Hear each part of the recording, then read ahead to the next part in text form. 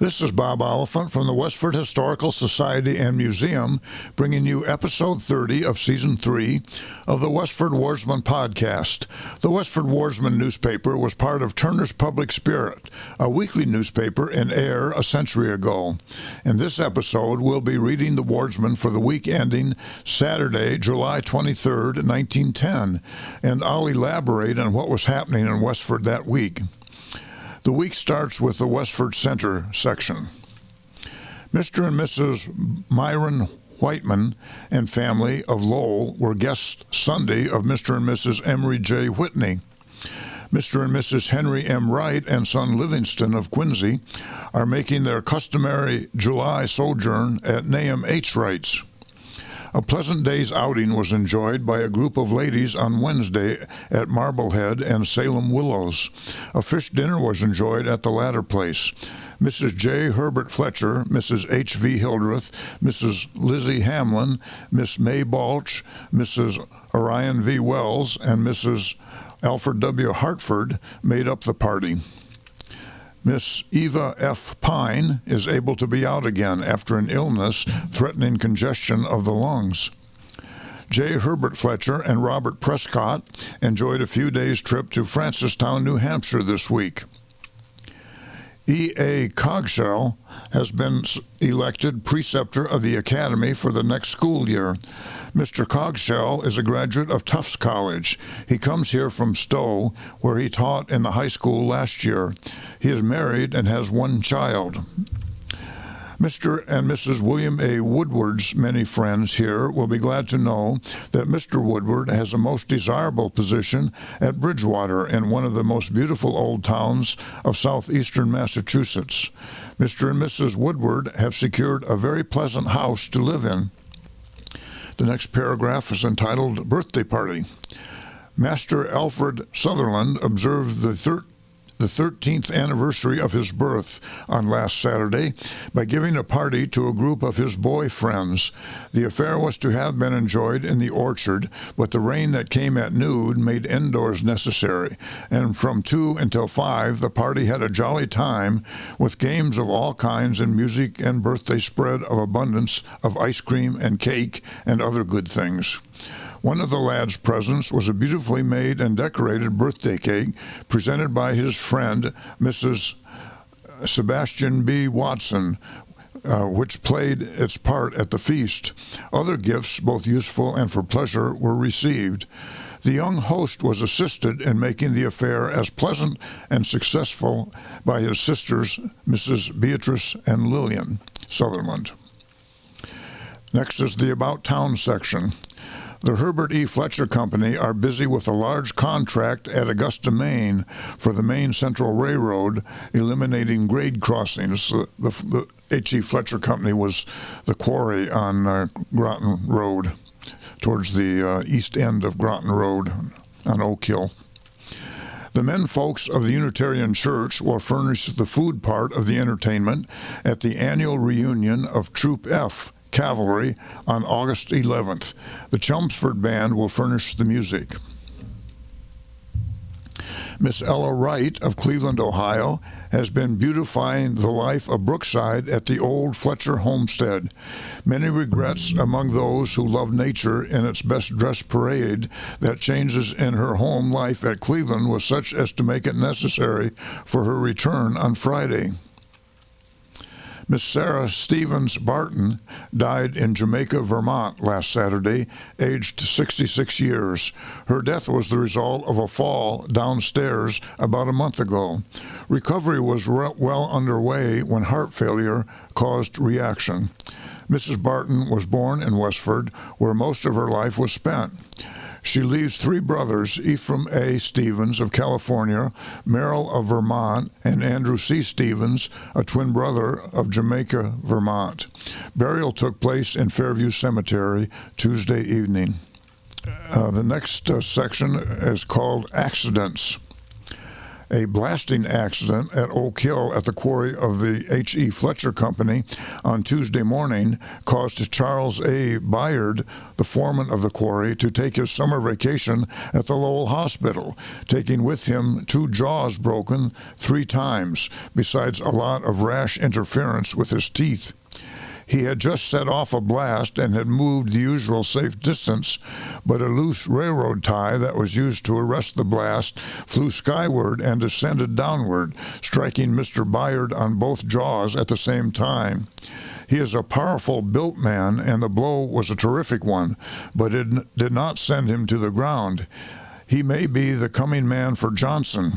Confinement at the hospital for many weeks is the assignment.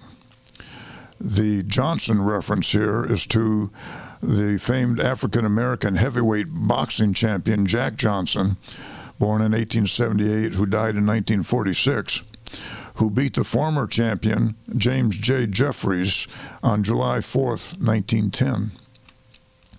James Hadley, ex-police officer of Lowell, constable, real estate broker, liquor detective, and present-day farmer on the Edwin E. Haywood place, was badly capsized last week, Wednesday, near the residence of CRP Decatur by his horse taking fright at the electric cars. The horse and wagon ascended the high bank wall that holds the earth together. Mr. Hadley did not have time to ascend, but turned around several times in the air in preference to following after his personal property. The wagon had one bad bruise on it, which was mostly all over it. The horse was uninjured as far as I could see, but seemed to be demented, which is to be lamented. Mr. Hadley is better than before, as by experience he knows more. That sounds like it was written by Samuel Law Taylor, who writes the About Town section and who likes rhyming couplets at the end of his pieces sometimes. Next paragraph is for Westford Center section, just one paragraph. On July 14th, the brothers and sisters, with other friends of Mrs. Andrew Robbins, gathered at her home at Hollis Depot to celebrate her 70th birthday. They were heartily received by her and her daughter, Mrs. Ralph Blood. They furnished a bountiful dinner. The table was nicely set in the breezy barn, the doors of which were thrown wide open. With great pleasure they feasted on the many good things spread before them. The day was spent in a happy social chat. With the best of wishes for Mrs. Robbins, her friends left for their new homes late in the day. Mrs. Robbins received a shower of postal and presents. Lucy A. Keyes of Westford, or Keyes, I guess it was pronounced, of Westford was among those present. Next is the Forge Village section. Sunday afternoon, July 24th, services will be held in St. Andrew's Mission at 3:30. Reverend A. L. Bumpus of Belvedere, Illinois, will occupy the pulpit. It is important that every member of the parish be present. Saturday afternoon, July 23rd, the Lions will journey to Graniteville, where they will cross bats with the Graniteville Blues. Percy Morton and Chester Harrison of Bridgeport, Connecticut, are visiting Mr. and Mrs. Fenimore Morton. Mr. and Mrs. Joseph Mason and son Clayton of Lowell spent last Sunday with her parents, Mr. and Mrs. Henry Catchpole. Mr. and Mrs. David Lord entertained Mr. and Mrs. George Feasey of Lowell last week. That's spelled Pheasey. Miss Mary A. Leclerc is enjoying a vacation of 2 weeks with her sister and brother-in-law, Mr. and Mrs. John Paquette of Nashua. Mrs. M. Keefe and little son David of Townsend Harbor were weekend guests of Mr. and Mrs. John Carmichael, who I believe were her parents. Mrs. George L. Sanborn is spending a few days with Mr. and Mrs. Alice Sutcliffe of Bristol, Rhode Island.